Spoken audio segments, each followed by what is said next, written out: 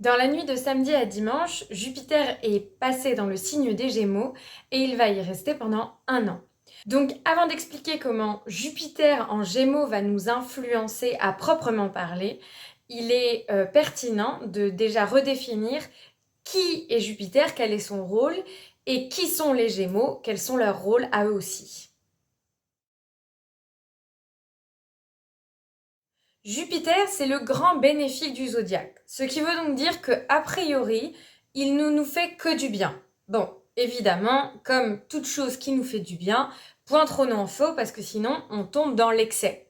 Donc Jupiter, c'est l'énergie d'abondance, c'est l'énergie qui nous permet de nous développer, de grandir, de croître. C'est la première planète qui nous amène vraiment sur l'extérieur. Mars nous permet de commencer à nous mettre en action vers en dehors de nous, mais Jupiter nous permet de mettre cette action au service d'un espace plus grand que le nôtre. Jupiter, c'est donc la voie de développement, d'expansion, de croissance, la voie privilégiée que l'on a pour devenir une belle fleur, on va dire. Jupiter, c'est aussi le maître des Sagittaires et il est relié à la maison 9. C'est une énergie d'expansion vers l'extérieur, vers le lointain. C'est une invitation au voyage, à l'exotisme pour faire grandir nos connaissances et notre curiosité. Dans un thème de naissance, tout ce que touche Jupiter est à l'excès.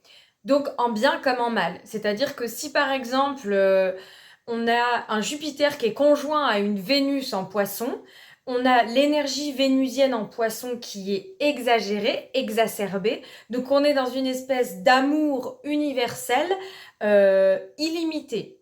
L'écueil de ça, c'est que cette énergie d'amour universel illimité, dans l'énergie du Poisson, peut amener à un côté un peu sacrificiel que Jupiter va lui aussi exagérer. Jupiter, c'est donc le facteur chance de notre thème, mais aussi de notre vie.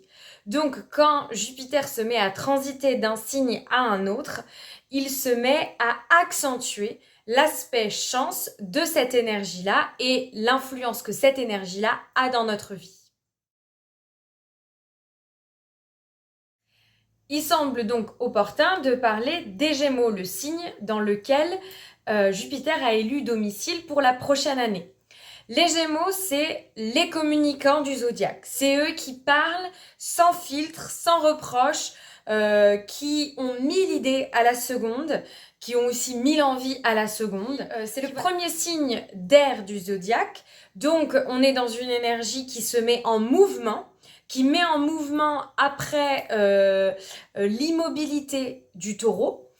On est dans une énergie de curiosité, d'apprentissage, on est relié à l'environnement proche. Les Gémeaux, on est dans une énergie qui voyage, mais qui voyage en France par exemple, pour un Français, ou même dans sa région. Voilà, il y a cette curiosité de ce qui est plus quotidien, de ce qui est proche de soi, pour pouvoir justement l'appliquer à son quotidien, à ce qui est proche de soi. Les Gémeaux, c'est aussi la fratrie, les frères et sœurs. Ce qu'il faut savoir, c'est que les Gémeaux, ce sont les opposés du Sagittaire. Le Sagittaire qui est le signe de prédilection de Jupiter. Donc, quand Jupiter s'habille de l'habit des Gémeaux, il est dans un habit un peu trop étroit pour lui. Il est ce qu'on appelle en exil. Il est dans un autre pays qui parle étranger. C'est un peu comme les Italiens qui vont en Espagne. Il y a des racines communes, ils peuvent à peu près communiquer, mais quand même, il peut avoir des incompréhensions. Donc là, Jupiter en Gémeaux, il est invité à réduire son champ d'action. Plutôt que de partir en voyage à l'autre bout de la Terre, comme les Gémeaux, ce qu'ils aiment bien, c'est découvrir leur environnement, il est invité à partir en voyage plus près de chez lui. Ce qui se passe avec Jupiter en Gémeaux aussi, c'est une communication débridée. Voilà, on est vraiment invité à aller parler de tout ce qu'on n'a jamais parlé jusqu'à présent, de dire les choses qu'on n'a pas osé dire. Alors par contre, voilà, comme Jupiter, comme ce qu'on disait au début, comme il peut être un peu excessif, faudra veiller à nuancer un peu sa parole, à ne pas essayer d'aller dans le côté trop brut. Parce que bon, à vrai dire, que ce soit les Gémeaux ou Jupiter, ils sont pas connus pour leur subtilité. Donc c'est vrai que l'alliance des deux, ça peut faire quelque chose qui est assez explosif. Donc ça peut provoquer des tensions verbales si on se limite pas un peu. C'est-à-dire qu'avec Jupiter en Gémeaux, c'est oui mais moi j'ai envie de tout dire. Oui mais parfois tout n'est pas forcément bon à dire. Donc voilà, donc il y a un peu cette énergie qui se met en jeu au niveau de la communication. Après, Jupiter en Gémeaux, ça nous invite à l'ouverture d'esprit, à continuer à déployer une philosophie de vie, à la cultiver, à continuer à apprendre, mais à essayer de l'appliquer dans un monde plus quotidien, plus réaliste, plus minimaliste des Gémeaux. Et pour finir, il peut être intéressant de regarder ce qui se passe le jour où Jupiter est rentré dans le signe des Gémeaux. Déjà, ce qu'il faut savoir, c'est qu'au moment où il rentre dans le signe des Gémeaux, il est dans la maison 4, la maison de la famille, des racines, de nos origines. Et puis, encore plus que d'être dans la maison 4, il est vraiment collé au fond du ciel, ce qui veut donc dire que l'impulsion qui est donnée à ce transit jupitérien, c'est vraiment d'aller communiquer euh, au sein de notre famille, d'aller soulever les non-dits, d'aller peut-être même soulever les secrets de famille, d'aller étudier tout ça pour y amener l'objectivité des Gémeaux et permettre que la communication se remette en jeu dans l'espace familial. Ensuite, au moment de son passage en Gémeaux, Jupiter, il est conjoint au Soleil et à Vénus, qui sont tous les deux en Gémeaux.